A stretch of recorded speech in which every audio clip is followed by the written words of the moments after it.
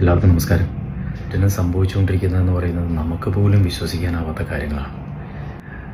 ഈ കാലവും കടന്നുപോകും. നടിയുടെ ലൈംഗിക അതിക്രമണം നടത്തിയെന്ന പരാതിയിൽ നടൻ ജയസൂര്യക്കെതിരെ കഴിഞ്ഞ ദിവസമാണ് പോലീസ് കേസെടുത്തത്. തിരുവനന്തപുരം പോലീസ് ജാമ്യമില്ലാത്ത വകുപ്പുകൾ പ്രകാരമാണ് ജയസൂര്യക്കെതിരെ കേസെടുത്തത്.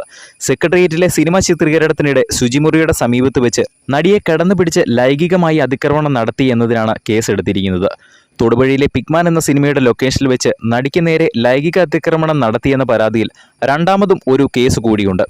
തനിക്കെതിരെ ഉയർന്നുവരുന്ന ആരോപണങ്ങളോട് ആദ്യമായി പ്രതികരിച്ച സോഷ്യൽ മീഡിയയിൽ ഒരു പോസ്റ്റുമായി എത്തിയിരിക്കുകയാണ് ഇപ്പോൾ നടൻ ജയസൂര്യ ഫേസ്ബുക്കിൽ പങ്കുവച്ച പോസ്റ്റ് ഇങ്ങനെ: ഇന്ന് എൻ്റെ ജന്മദിനം.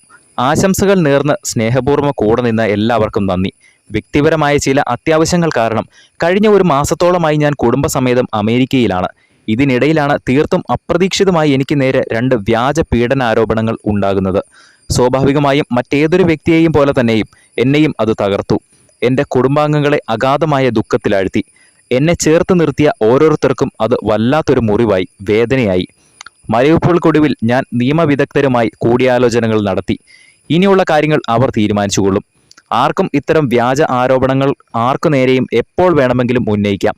മനസാക്ഷി ഇത്തിരി പോലും ബാക്കി ഉണ്ടാവരുത് എന്ന് മാത്രം. പീഡനം പോലെ തന്നെ വേദനാജനകമാണ് വ്യാജ പീഡനാരോപണം നേരിടേണ്ടി വരുന്നതും എന്നോർക്കുന്നത് നല്ലതാണ്.